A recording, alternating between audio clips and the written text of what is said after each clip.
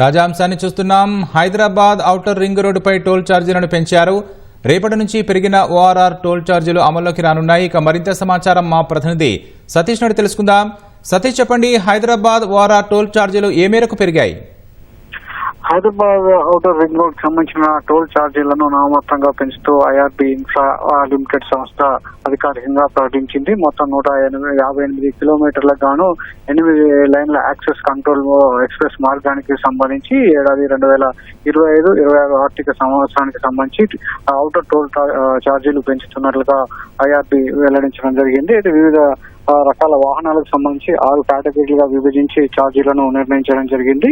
Car, jeep, van, light vehicles సంబంధించి ప్రతి kilometre కు 10 పైసలు పెంచగా, మినీ బస్సు, లైట్ వెహికల్ వాహనాలతో ప్రతి కిలోమీటర్ కు 20 పైసలు పెంచారు. అదేవిధంగా భారీ సైజు వాహనాలకు సంబంధించి మాత్రం కిలోమీటర్ కు 70 పైసలు పెంచుతున్నట్లుగా ఐఆర్బీ వెల్లడించడం జరిగింది.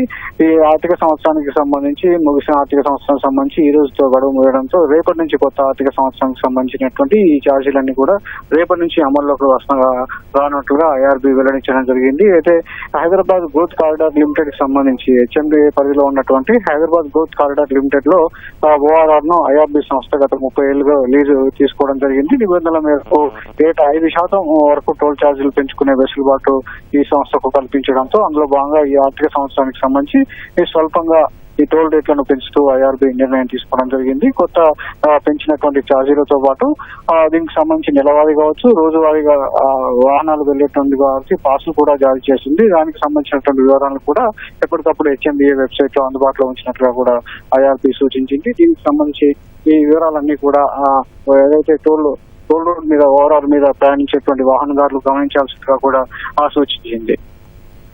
ధన్యవాదాలు సతీష్.